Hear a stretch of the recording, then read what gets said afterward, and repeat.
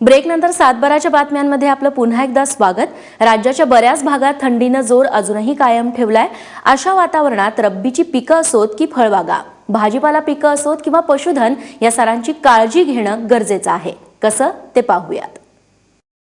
पीक परिस्थिती, कीड, रोग आणि कृषी विषयक सल्ला। पुणे, अहमदनगर, नाशिक आणि जळगाव जिल्ह्यात रात्रीचं तापमान 10 सेल्सिअस पेक्षा कमी राहील। रात्रीच्या तापमानातील घट लक्षात घेऊन द्राक्ष, केळी आणि अंजीर बागांना सायंकाळी पाणी द्यावं। तसंच पहाटे ओला पालापाचोळा जाळून धूर करावा।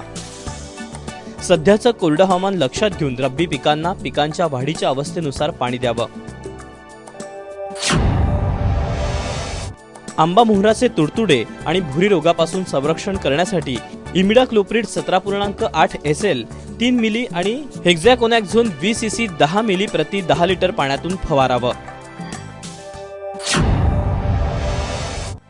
मिरची पिकावरील शेंडमर आणि पानांवरील ठिपके आणि फळ लक्षण असणाऱ्या अँथ्रॅक्नोज या बुरशीजन्य रोगाच्या नियंत्रणासाठी 50% कॉपर ऑक्झिक्लोराइड आणि 50% कार्बेंडिझम 10 प्रति 10 लिटर पाण्यातून 10 ते 12 दिवसांच्या अंतरानं आलटून पालटून फवारावं। जनावरांचं आणि कोंबड्यांचं थंडीपासून संरक्षण करावं। करडई पिकास मुख्यतः मावा या किडीचा प्रादुर्भाव दिसून येतो।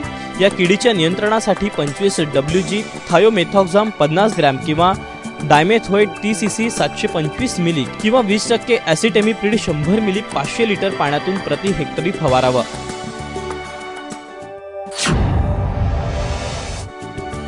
रात्रीच्या वेळी थंडी वाढत असल्यानं छोटी करड, कोकरं यांना निवारा करावा। करडांची संख्या जास्त असल्यास गोठ्यामध्ये करडांना ऊब लागेल अशा उंचीवर 200 ते 500 वॅटचे बल्ब लावावेत। सकाळी गवतावर दव पडलं असल्यानं शक्यतो जनावरं उशिरा ऊन पडल्यानंतरच चरावयास न्यावीत। थंडीचं प्रमाण जास्त वाढल्यास गाई म्हशींच्या पाठीवर अंग झाकेल असे गोणपाट बांधावे। तसंच गोठा उबदार राहण्यासाठी शेकोटी करावी। लवकर पेरणी केलेल्या तूर पिकाची कापणी करावी। केळी पिकास पाणी द्यावं। वेलवर्गीय भाजीपाला पिकाची लागवड थंडी कमी झाल्यावरच करावी।